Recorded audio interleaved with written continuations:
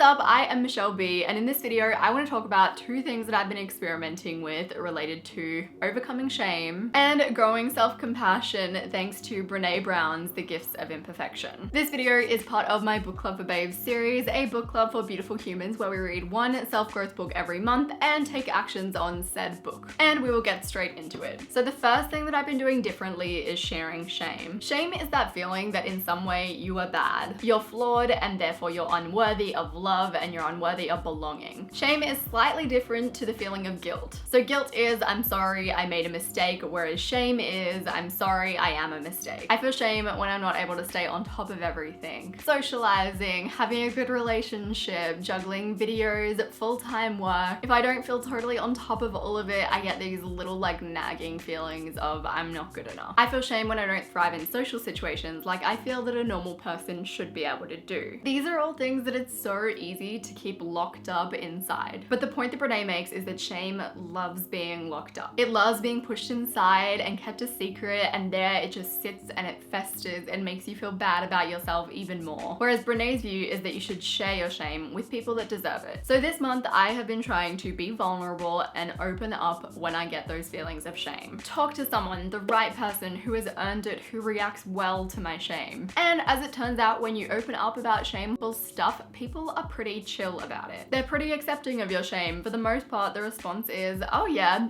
I've been there, I feel you, you're not alone. So next time you feel shame, in line with Brené's advice, find someone that you feel trusting enough to open up to. Open up instead of locking down. The second thing that I've been doing as a result of reading The Gifts of Imperfection is journaling for self-compassion. Self-compassion itself is made of three things. Firstly, self-kindness. So being understanding, being kind towards yourself when you do something that you don't necessarily like, or about a quality in yourself that you don't dig. The second part of self-compassion is common humanity. So realizing that your feelings of inadequacy, of anxiety, of sadness are normal and totally okay to feel. What you're feeling is part of the human experience. You're not in it alone. The third part of self-compassion is mindfulness. So observing your negative thoughts and your negative feelings, just in a mindful way, not in a way that magnifies them and not in a way that represses them. So in the book, there's actually a chapter about self-compassion, which refers you onto a resource, which is selfcompassion.org. If you're interested, you can take a quiz on how self-compassionate you are, and there's a whole bunch of resources and tools you can use to sort of up your self-compassion levels. What I found with self-compassion journaling for the past month is that it sort of sucks the life out of your negative feelings or your negative experiences. And more